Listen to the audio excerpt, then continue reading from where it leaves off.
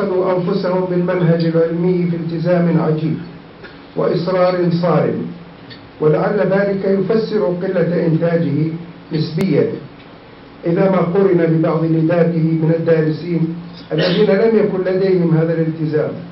يضاف إلى ذلك ما كلف به الدكتور الاسد من مهمات رسمية جليلة كان أهلا لها، وانعكست آثار جهوده عليها أكثر من انعكاسها على البحث العلمي.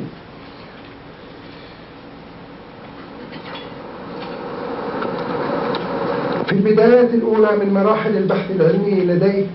نجد كتابه القيان والغناء في العصر الجاهلي الذي كان ثمرة لمرحلة الماجستير. أعقبه كتابه المرجع الشهير مصادر الشعر الجاهلي وقيمتها التاريخية الذي كان ثمرة لمرحلة الدكتوراه، وتبعه في مرحلة لاحقة تحقيقه ديوان قيس بن الخطيب،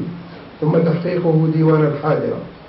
أما معالجاته اللغوية فقد تبدت في عدة مناسبات، منها مقالات نشرت في مجمع اللغة العربية. ولعل معترضا يقول إن جهود الباحث في مراحل الدراسة ومنها مرحلة الماجستير والدكتوراه لا تكون في الغالب خاصة له، وإنما يتدخل فيها رأي المشرف وتسديد الأساتذة وملحوظات المراجعين والمناقشين، وهذا صحيح. ولكن لو لم تجد قواعد البحث العلمي مزاجا صافيا لدى الباحث واستعدادا فطريا للعمل الجاد وقدرة وموهبة في التتبع والاستقصاء ثم التمحيص والتدقيق لما تجلت واضحة في أعمال الباحث العلمية، مبرزة لشخصية ذات سمة واحدة تتراءى لك منذ البدايات الأولى لمزاولة البحث. وإلا فما بالنا نقرأ رسائل علمية لباحثين من جيل الدكتور الاسد وربما أعدت في الجامعة التي تخرج فيها، ولكنها ليست على ذلك المستوى العلمي الرصين الذي تميزت به أعمال هذا العالم الكبير. سأعطيكم بعض الملامح من ملامح منهج الدكتور ولن أطيل فيها كثيرا، لعلمي أن هنالك إخوة آخرون سيمدون هذه الأمسية بكثير مما لديهم. إن من أبرز ما يلاحظ في منهج الدكتور الاسد أنه لا يبدأ بالمسلمات ولا يحتكم إلى فروض سابقة فيما يكتب، فهو يبحث الموضوع من جديد وكأنه الباحث الوحيد في هذا المجال، لا يشغل ذهنه بما قيل حوله من آراء، بل يبدأ بالحفر والتنقيب عن الأساس، ينقر عن موضوعه في المصادر الأصلية والثانوية ويجمع مادته بعناية تامة، ثم إذا استوت لديه المادة المطلوبة وأحاط بموضوعه من جميع جهاته أخذ يوازن بين الآراء ويرسم خطه الفكري الذي يمكن أن يقود إلى الرأي الراجح في نظره. إن النصوص وحدها في منهج الدكتور الاسد هي التي توجه البحث، وهي التي ترسم سبيله وتجعله ينحو هذا المنحى أو ذاك. يصرح بذلك حين يعرض لتناول النصوص في مقدمة مصادر الشعر الجاهلي قائلا: أرجو أن لا أبعد عن الحق حين أقول إن كل رأي في هذا الكتاب قد قامت بين يديه وفرة من النصوص قالت إليه وانتهت به، وأن النص هو الذي وجه البحث إلى ما فيه من آراء. ولعمري إن كثيرا من الباحثين يدخلون إلى بحوثهم بفروض سابقة وأفكار معينة، فيحاولون من خلال هذه الأفكار وتلك الفروض أن يستجلبوا النصوص التي تخدم أغراضهم. هذا ليس كلام الدكتور وإنما هو تعليقي على الكلام. وتلك الفروض يستجلب النصوص التي تخدم أغراضهم وأن يفسروا بعضها على فهمهم، ويغض الطرف عن النصوص التي لا تؤيد مذاهبهم، وفي ذلك فساد في الرؤية وجور على الحقيقة. الملمح الثاني استقصاء المادة. إن التزام الموضوعية وتحري الصواب في المنهج يقتضي من الباحث أن يقف على أرض صلبة من مصادر موضوعه، وذلك لا يكون إلا بالتتبع الواعي الشديد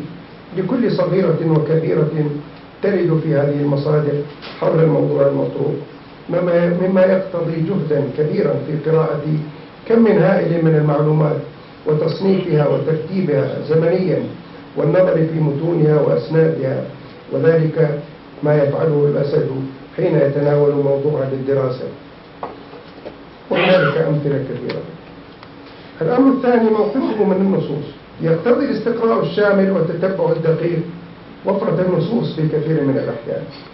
وهذه النصوص ليست سواسية في درجة صحتها أو أحوال إسنادها أو صواب أفكارها، وعلى الباحث الجاد أن يحقق في صحة إسنادها إلى قائلها أولا، ومقابلة رواياتها ومقابلة بعضها ببعض، والوقوف على درجة الصحة وصواب دلالاتها ومضامينها. وقد يقتضي الأمر مقابلة النص في طبعات مختلفة، بل في نسخ مختلفة مطبوعة ومخطوطة، وذلك أحد ملامح المنهجية العلمية للدكتور الاسد. ففي كتابه القيام نجده في أكثر الأحيان كما يشير إلى ذلك يقابل النص في الطبعات المختلفة في الكتاب، فهو يقرأ في نصا في العقد الفريد نقلا عن ابن الكلبي يقول فيه: النصب غناء الركبان والقينات، فيستشكل لخبرته في الموضوع كلمة القينات ويقف عندها ويتساءل عن العلاقة بين غناء الركبان الحداء وما يماثله وغناء القينات، ويرجع إلى طبعات العقد فيجد الكلمة عينها القينات، ثم يرجع إلى مخطوطات كتاب العقد في دار الكتب المصرية، وخاصة المخطوط رقم 1413 أدب، فيجد فيه ما يجيب على تساؤله ويحل لغزه ويجعل الأمر مستقيما على وجهه، إذ يجد العبارة هكذا: فأما النصب فغناء الفتيان والركبان. لقد تصحفت لفظة الفتيان إلى القينات في المطبوع، مما أدى إلى هذا الخلط بين نوعين من الغناء. ثم يعود بعد ذلك إلى جميع من نقلوا رواية ابن الكلبي بعد ابن عبد ربه، فيجدهم يضعون لفظ الفتيان بدل القينات، فيستقر الأمر إليه على الوجه الذي ارتضى. الحذر الشديد وكراهية التسرع والتعميم من الملامح الواضحة في منهج الدكتور ناصر. يتجلى في منهج الدكتور ميل شديد إلى التحرز والحذر والالتزام بعدم إلقاء الكلام على عواهنه وتجنب الأحكام القاطعة، وهو يؤمن بأن نتائج البحث نقلا عنه بأن نتائج البحث الأدبي والتاريخي عامة تعتمد في أغلبها على الروايات والأخبار والنصوص، ولذلك فإن من الطبيعي أن تجيء نتائج ظنية ترجيحية لا سبيل إلى الوصول إليها إلا بجمع هذه الروايات والأخبار والنصوص واستقصائها ودراستها دراسة قوامها مقابلة بعضها ببعض ومناقشتها ونقد إسنادها ومتنها، بحيث ينتهي كل ذلك إلى تغليب فرض على آخر أو ترجيح رواية على غيرها أو تفضيل خبر على سائر الأخبار. ولا سبيل في مثل هذه الأبحاث إلى اليقين القاطع والقول الفصل اللذين لا يتوافران إلا في العلم التجريبي وحده، حين يستطيع المرء في معمله